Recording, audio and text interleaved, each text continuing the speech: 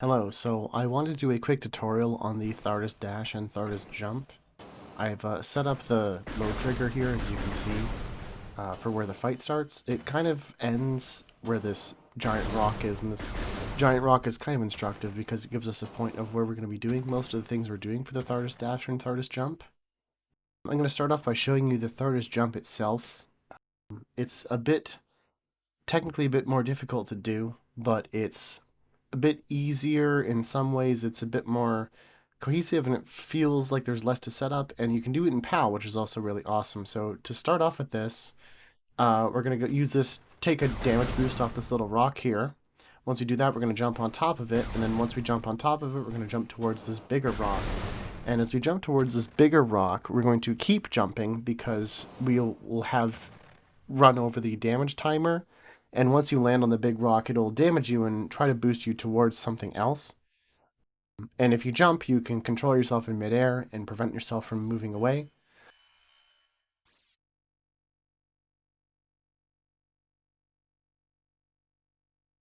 Walk towards this.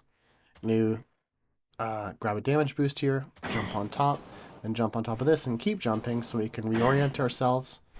And there you go. There's some inputs happening there.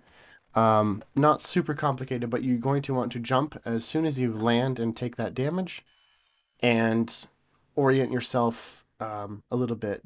Thardus will always damage you roughly in the direction of this corridor here, so there's nothing crazy you have to deal with.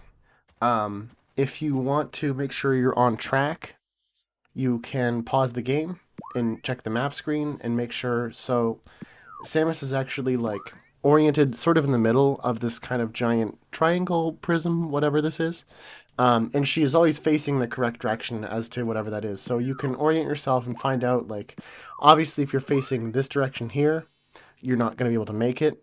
So you're going to want to turn and face and adjust yourself a little bit in the direction that the movement is going. But generally you'll be quite close towards where you need to go and should have little area to adjust yourself. So I'm also going to show off here the Thardus Dash, which is very similar. It is usable at NTSC.